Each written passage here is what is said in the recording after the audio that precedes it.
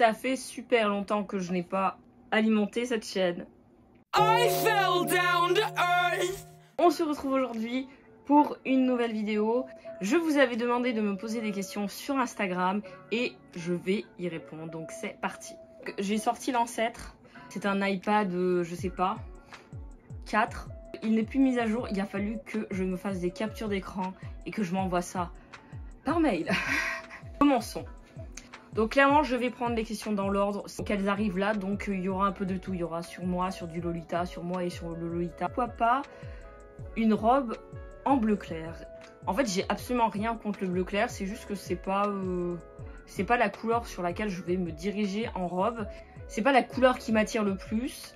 Et c'est un petit peu pareil pour le mint, c'est pas des couleurs qui m'attirent vraiment dans le Lolita, mais bon, il faudrait peut-être que j'essaie, peut-être que ça me plairait. Une question qui m'a été posée plusieurs fois, qu'est-ce qui t'a projeté dans cet univers? Un événement, un film, un personnage? Je pense que j'ai déjà répondu à cette question sur cette chaîne. La vidéo doit dater d'il y a des années, clairement, des années.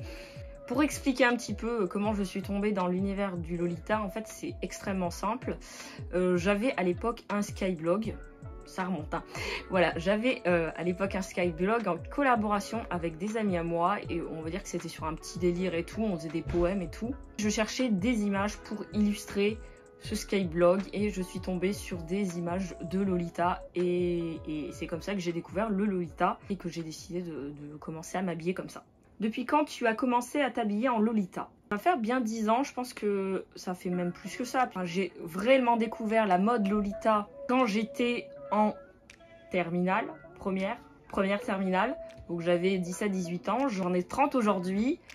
Donc ça fait un petit bout de temps. Après j'ai un petit peu galéré au début pour trouver des robes. On va arrondir à 10 ans. T'as pas trop chaud l'été avec les jupons, les bloomers. J'espère que c'est bien le nom. Il a écrit, enfin il ou elle a écrit boomers. C'est bloomer. Voilà. Bloomer. Déjà il faut savoir qu'on peut mettre des crinolines si on a vraiment chaud. Moi personnellement j'aime pas du tout le rendu de la crinoline. Donc je préfère les jupons. Et justement je trouve que de mettre le bloomer ça permet d'avoir moins chaud parce que t'as pas le jupon qui te colle aux fesses. Et ça c'est quand même agréable. Pas une question mais je recommande aux gens d'aller acheter chez toi.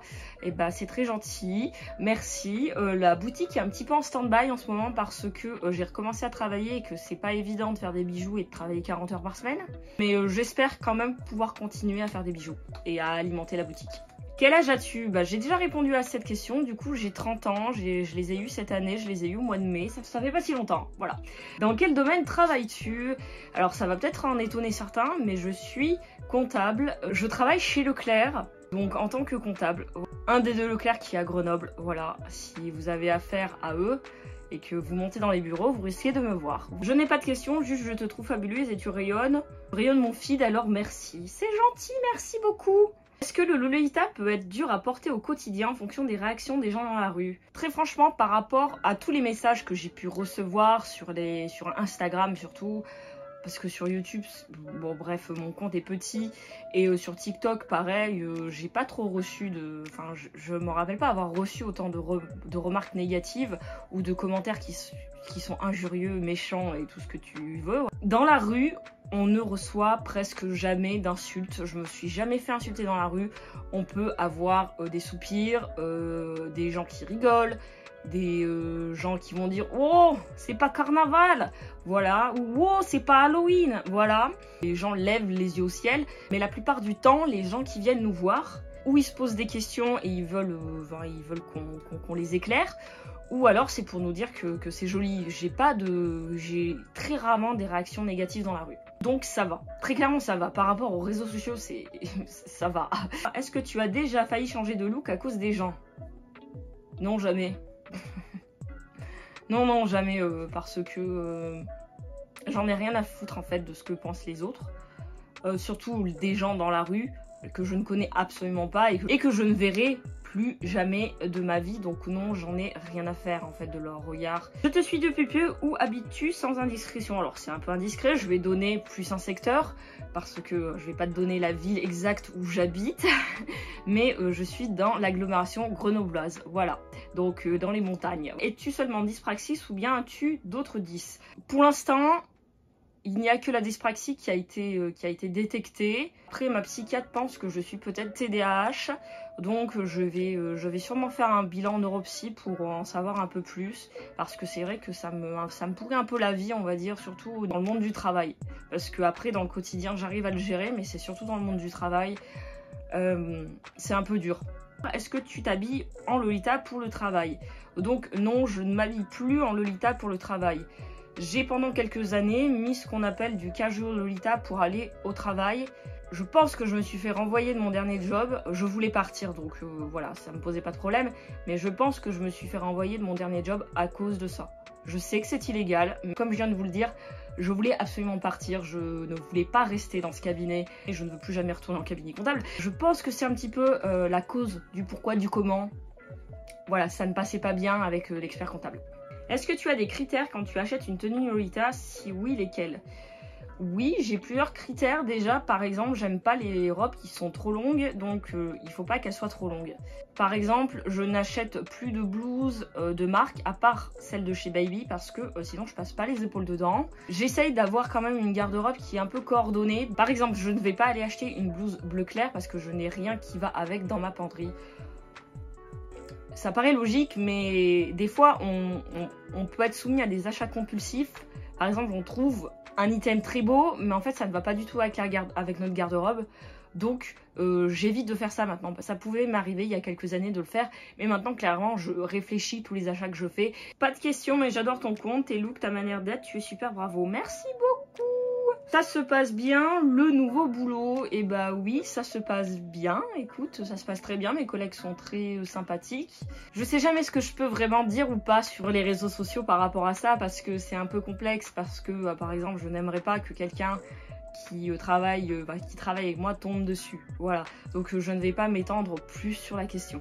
Nous avons été coupés. Tu portes du Lolita tous les jours ou tu as aussi des tenues plus classiques? Donc j'ai déjà répondu, mais oui, j'ai des tenues beaucoup plus classiques. Après, je pense que ça se voit forcément. J'ai ma nouvelle collègue qui m'a dit, je lui ai dit, oh mais tu sais, moi je porte un style japonais. C'est souvent comme ça que je le présente. Il me dit, ah mais oui, ça se ressent de toute façon dans tes tenues et tout. Donc ça se ressent même dans mes tenues. Pas Lolita. Combien as-tu de robes Lolita dans ta garde-robe? Alors j'en ai plus trop, je pense que j'en ai entre 15 et 20, je dirais. Je suis montée, quand je m'habillais tous les jours comme ça, j'étais montée à 40-45. C'était vraiment beaucoup. C'était vraiment beaucoup. J'avais plus de place dans ma penderie, c'était horrible. Là je trouve que j'en ai peu en fait, donc je pense que je risque d'en racheter. Pourquoi t'es stylée? Parce que, non, je sais pas, après ça se travaille le style, hein, comme je l'ai dit, ça fait 10 ans que je suis dans cette mode, donc forcément, quand tu commences, tu sais pas trop comment coordonner les choses, et puis forcément, après, tu prends un peu du galon, et tu arrives à faire des trucs qui sont vraiment cool. Il faut du temps et de la persévérance, voilà. Juste te dire que tu es superbe, c'est toujours un plaisir de voir tes vidéos, merci beaucoup, et ben moi c'est toujours un plaisir de les filmer et de les monter. On me demande est-ce que je suis en couple? Alors non, je ne suis pas en couple et je ne recherche pas à être en couple avec personne, ni des filles, ni des garçons, ni personne. Voilà, je suis très bien toute seule. Je me demandais quel budget tu mettais dans tes tenues, elles sont incroyables. Alors il faut savoir que le Lolita de toute façon c'est une mode qui coûte cher, on peut toujours trouver des pièces qui sont plus ou moins chères que d'autres. Si tu prends une cordie neuve par exemple de chez Angelique Pretty, il va falloir compter dans les 400 et quelques euros pour la pièce principale, 100 euros pour la blouse, 100 euros, entre 100 et 200 euros pour le jupon, les chaussettes 40 euros, le nœud 40 euros, les bijoux 40 euros, les bagues c'est un peu moins cher, je crois que c'est 30 euros, les colliers 40 euros, ça monte très vite. Ce que je conseille très clairement, c'est de tout acheter en seconde main, c'est ce que je fais. J'achète très peu de choses neuves, ça ne m'arrive quasiment jamais. Quand je vais à la boutique AP, aller à Paris, c'est presque le seul moment où j'achète du neuf. Sinon, j'achète tout d'occasion. Il faut regarder tous les jours et il faut saisir en fait les occasions qui sont les meilleures. Par exemple, moi, mon jupon Angelique Pretty, je l'ai payé 30 euros sur Vinted. En fait, ça ne coûte pas si cher que ça. Par contre, il est vrai que moins de 100 euros dans une jupe, dans une jupe, ça va être possible. Dans une robe, tu vas avoir du mal. Il faut compter entre 100 et 150 euros, je pense, pour une JSK ou pour une OP. Après, les jupes, tu peux en trouver à 80, entre 50 et 80 tu peux trouver. Il reste Bodyline qui est beaucoup moins cher et tout ce qui est robe qui vient de Taobao. Après moi je suis pas une fanat de ces robes, mais c'est des robes qui sont beaucoup moins chères. Et bien sûr il reste AliExpress. J'achète beaucoup de choses sur AliExpress. Tout ce qui est pas pièce principale j'achète sur AliExpress. J'ai acheté mes bloomers sur AliExpress, j'achète mes chaussures sur AliExpress, les chaussettes sur AliExpress. Vraiment, après j'ai des chaussettes de marque aussi, je préfère les chaussettes de marque. Enfin, pour commencer, tu peux acheter des chaussettes AliExpress, c'est très bien. Après tout ce qui est headbow, moi j'ai un problème avec les headbow. Même dans les headbows de marque, je les aime pas tous. Mais il y a moyen de trouver des headbows pas chers sur Taobao et sur AliExpress. Après c'est souvent les mêmes. Hein. Pour les blouses, très sincèrement, je regarde toujours dans le vintage. Mais bon, maintenant le vintage devient cher, alors voilà, plus trop possible. Et bah, sinon dans les magasins de normie, des fois si tu vas chez Zara, si tu vas chez H&M, tu peux trouver des blouses qui font très bien l'affaire. J'ai un peu empiété sur la question d'après qui était: bonjour, pourrais-tu donner quelques sites où passer commande? Ça m'intéresse. Très sincèrement, si tu commences le Lolita, Vinted, il y a plein d'occasions à saisir sur Vinted. Si tu tapes Angelic Pretty, si tu tapes Baby the Starshine Bride, si tu tapes Innocent World, Métamorphose, alors faut un peu épurer dans Métamorphose parce que souvent il y a des trucs qui n'ont rien à faire là. Si tu tapes Bodyline, franchement t'as déjà de quoi commencer. Après tu peux acheter sur Lace Market, c'est de la seconde main, c'est entre particuliers, c'est sous forme d'enchères ou pas. Après c'est au niveau mondial, c'est à dire que tu vas trouver autant des vendeurs qui seront européens que des vendeurs qui seront américains, japonais et j'en passe. Donc très clairement, quand ça reste en Europe, ça va parce que tu ne payes pas de frais de douane en Europe. Quand c'est aux États-Unis, au Japon, tout ça, tu te fais ramasser par les frais de port et les frais de douane. Surtout que les frais de douane, c'est quand ça arrive en France. Donc tu peux avoir vraiment des belles surprises, genre 80-100 € de frais de douane. Voilà, donc moi je ne te conseille pas, je n'achète plus à l'étranger, c'est terminé. Ça m'arrive encore de commander sur Lace Market dans l'Europe, mais personnellement je reste dans l'Europe, j'en ai marre de payer l'État français. Pour le deuxième site que je vais vous proposer, c'est pareil, c'est Vinderwelt. Je vais vous l'écrire parce que voilà. Vinderwelt, c'est très simple de commander dessus.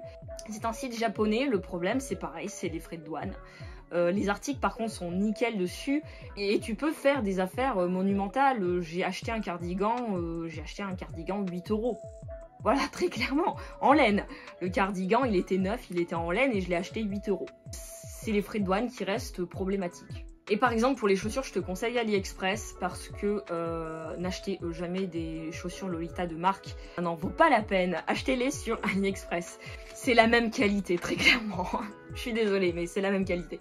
Et ce qu'il faut savoir c'est que sur AliExpress, ça a beau venir de Chine, tu payes le prix de ton article, tu payes les frais de port et tu payes la TVA à l'État français quand tu passes ta commande. Donc forcément t'as pas de surprise quand tu reçois ton article et ça on aime. Je pense qu'on a fait le tour des questions. Si vous en avez encore, vous pouvez me les poser en commentaire.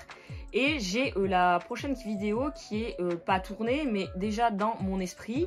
Ça sera sur comment laver les vêtements Lolita. J'avais tourné une vidéo pour Instagram mais très clairement elle faisait 14 minutes. Et c'est impossible de condenser ces 14 minutes en 1 minute 30. Impossible, donc je vais la retourner. J'ai encore des affaires à laver là avec l'été, donc je vais retourner cette vidéo et je la mettrai sur YouTube. Je te fais plein de bisous et on se retrouve pour une prochaine vidéo. Bye!